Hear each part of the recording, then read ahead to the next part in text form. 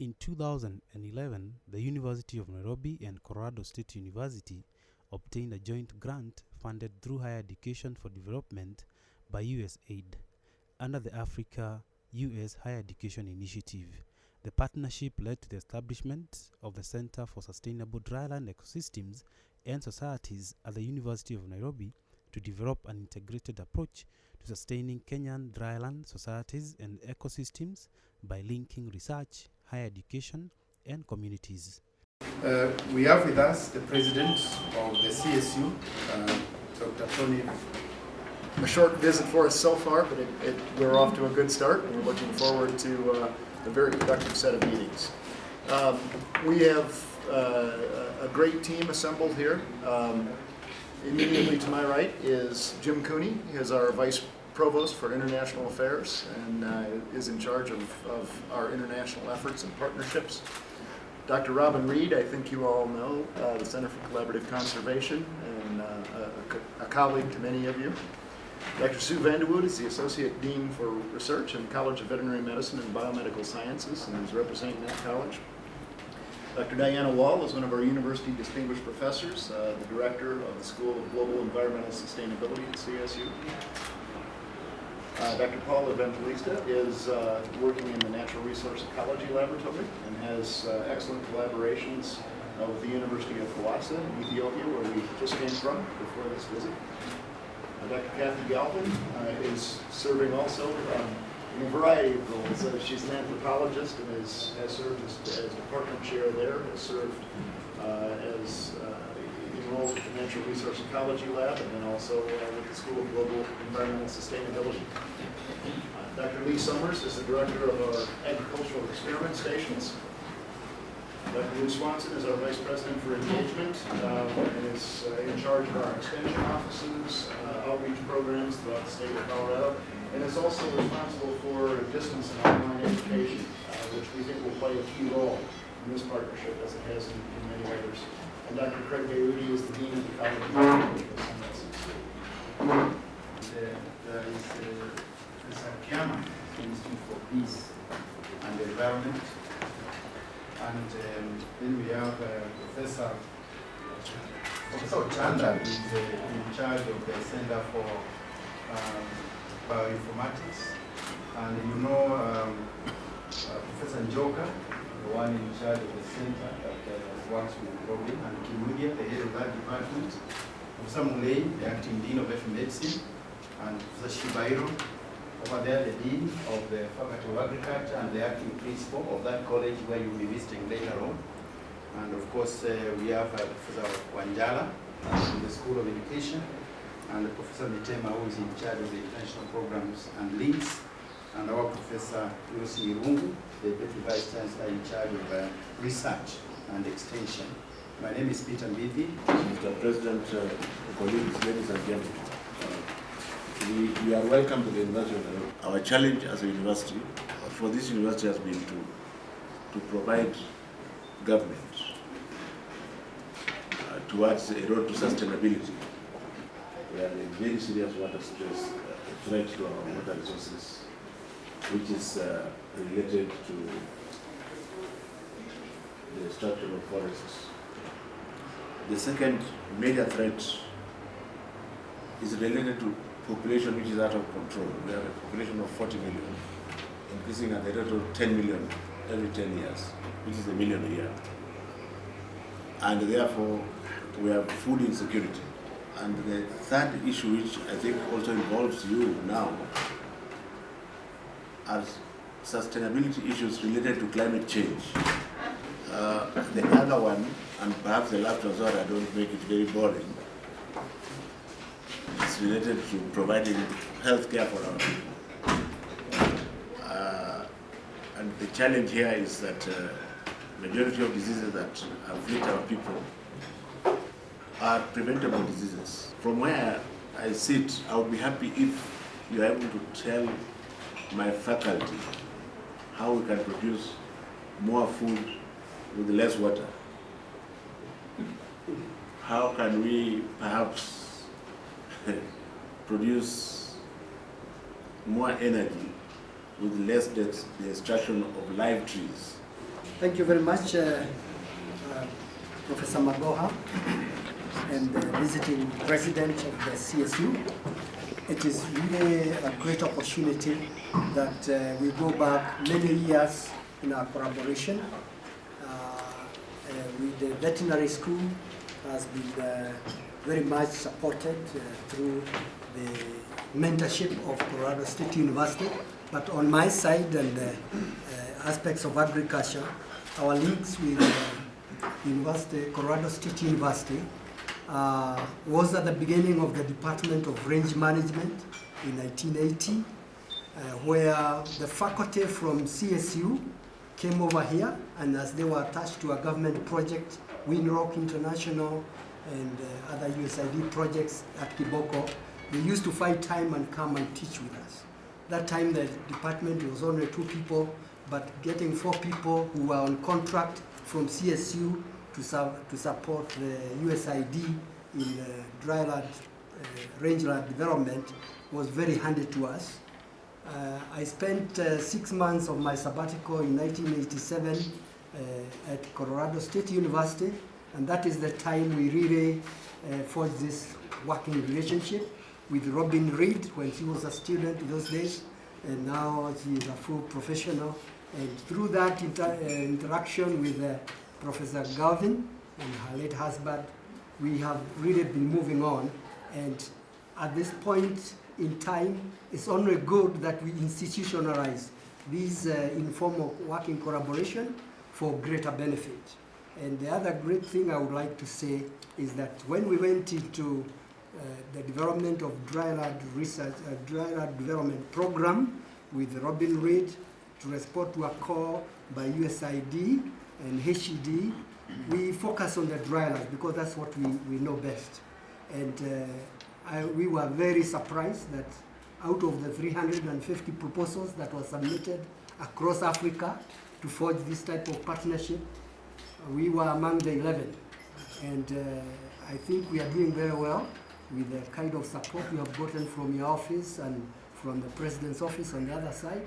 And I can only see this going to beyond what we can even imagine. We are here today, Professor Magoha, not only to strengthen the collaboration of this project, but actually to forge partnership across all the departments, colleges in the University of Nairobi. And there's a lot of opportunity for that. So thank you very much for providing time and forum for us to come and lift this up at this level. The College of Agriculture and Veterinary Sciences is one of the 6 colleges in the university. Our main activity at the college, so in that regard we mainly engage in mainly a few activities like the food and nutrition, and our college is therefore mandated with coming up with the technologies or ways in which we can produce food in that environment, while of course facing the challenges of the climate change. This collaboration that we already have has already been going on. There are a few things we have achieved so far, like for example, members from CSU have already been on the ground, done a few activities. Among them, for example, they have already taught at the college some short courses that we've been engaged in. There's also activities of joint proposal writing, as Professor Njoka had already said. We are also glad that the project has been able to support refurbishment of one of our facilities in a place called Kibwezi.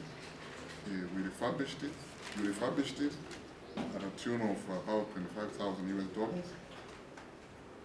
And we intend to do many activities after this. Thank you. The Office of Research, Production and Extension is a very young division which became operational early last year in February.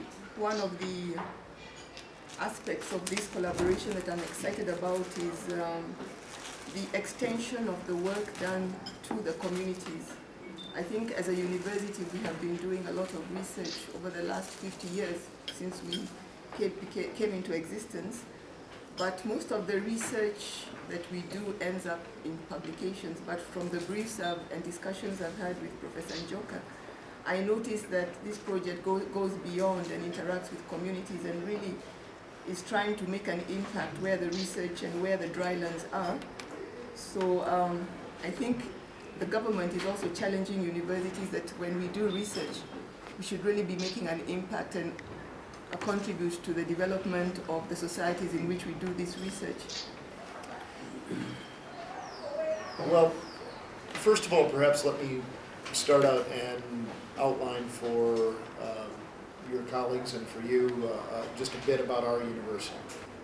Let me say perhaps that the institution has a long and very proud history in international collaborations. About 5 years ago, when we were able to steal Dr. Cooney away from Harvard University and recruit him to Colorado State, Jim and I sat down and asked ourselves if we were going to design a new generation of international partnerships, what would we want them to look like? And Jim, in large part, came up with the idea of these strategic partnerships. The idea that we would develop very close, active collaborations with a limited number of institutions, probably no more than 3 to 5 in any continent, in any area of the world, and that we would focus those around areas where we had very strong faculty connections.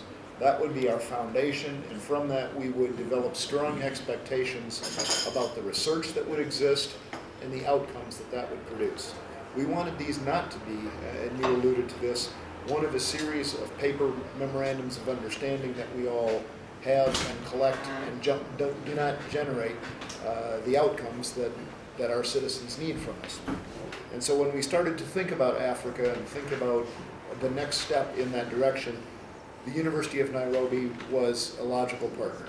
We have had so many strong connections over such a long period of time with your institution, going back to the start of the College of Veterinary Medicine. We've had so many faculty members actively involved, and today we already see such active partnerships. The center and the Higher Education Development Grant, I think, is the latest offspring, if you will, from that line. We expect great things from that. I think it is off to a good start, and like you, we will look forward to seeing where that takes us as we go forward. You mentioned 4 challenges: food, water, population, emerging pathogens. In various ways, shapes, and forms, these are challenges that we share in America, at Colorado State University, and I would suggest all citizens across the world share these. We may be a food exporter as a country today, but we all face the challenge of feeding 9 billion people in our children's lifetime. The overall challenge across those 4 areas, I would suggest, that you highlighted, is one of output. It's one thing to acknowledge these challenges. It is another for us to accept the responsibility to do something about them. I think the next generation not only expects that of us, but they, as well as history, will hold us accountable for that.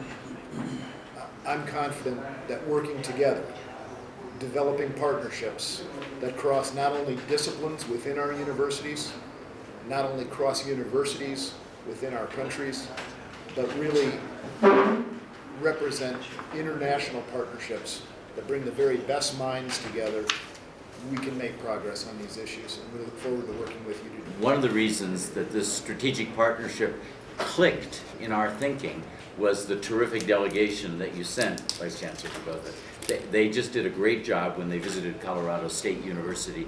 We recognized, although we were signing a memorandum of understanding then, that it really deserved to move to a much higher level. I'm sure in your Office of International Programs, you have large file cabinets, or maybe now electronic files, of way too many memoranda of understanding. We all have those in our offices. That's why we wanted to move forward to something more significant, something that we thought signaled the permanent relationship that we really hope to establish with the University of Nairobi too.